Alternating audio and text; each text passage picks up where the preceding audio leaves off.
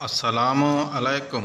सूरत अल-बकरा आयत नंबर 141 तर्जुमा। बहरहाल वो एक उम्मती जो गुजर गई, जो कुछ उन्होंने कमाया वो उनका है और जो कुछ तुमने कमाया वो तुम्हारा है, और तुमसे ये नहीं पूछा जाएगा कि वो क्या अमल करते थे।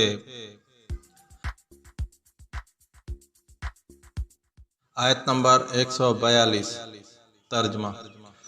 अब ये बेवकूफ़ लोग कहेंगे कि आखिर वो क्या चीज़ है जिसने इन मुसलमानों को इस क़िबले से रुख फेरने पर आमादा कर दिया जिसकी तरफ वो मुंह करते चले आ रहे थे। आप कह दीजिए कि मशरिक़ और मगरिब सब अल्लाह ही की हैं, वो जिसको चाहता है सीधी राह की हिदायत कर देता है।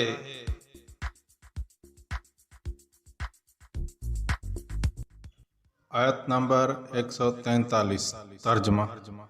और मुसलमानों, इसी तरह तो हमने तुमको एक मुअत्तदिल उम्मत बनाया है ताकि तुम दूसरे लोगों पर गवाह बनो और रसूल तुम पर गवाह बने।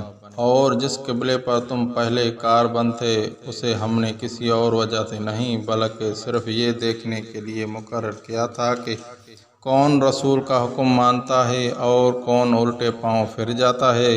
और उसमें शक नहीं कि ये बात थी बड़ी मुश्किल, लेकिन उन लोगों के लिए ज़रा भी मुश्किल न हुई जिनको अल्लाह ने हिदायत दे दी थी। और अल्लाह ताला ऐसा नहीं कि तुम्हारे ईमान को ज़ाया कर दे। दर हकीकत अल्लाह लोगों पर बहुत शफ़क़त करने वाला बड़ा मेहरबान है।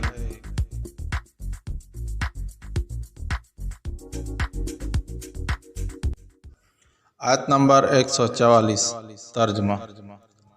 ए पैगंबर, हम तुम्हारे चेहरे को बार बार आसमान की तरफ उठते हुए देख रहे हैं, चुनांचे हम तुम्हारा रुख ज़रूर उस क़िबले की तरफ फेर देंगे जो तुम्हें पसंद है। लो अब अपना रुख मस्जिद हराम की सिमत कर लो और आइंदा जहाँ कहीं तुम हो अपने चेहरों का रुख नमाज पढ़ते हुए उसी की तरफ रखा करो। और जिन लोगों को किताब दी गई है वो खूब जानते हैं कि यही बात हक है जो इनके परवरदिगार की तरफ से आई है, और जो कुछ ये कर रहे हैं अल्लाह उसे गाफिल नहीं है।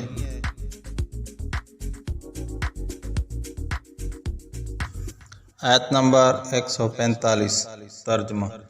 और जिन लोगों को किताब दी गई थी अगर तुम उनके पास हर किस्म की निशानियां ले आओ तब भी ये तुम्हारे क़िबले की पैरवी नहीं करेंगे, और न तुम उनके क़िबले पर अमल करने वाले हो न ये एक दूसरे के क़िबले पर अमल करने वाले हैं। और जो इल्म तुम्हारे पास आ चुका है उसके बाद अगर कहीं तुमने उनकी ख्वाहिशात की पैरवी कर ली तो उस सूरत में यकीनन तुम्हारा शुमार ज़ालिमों में होगा।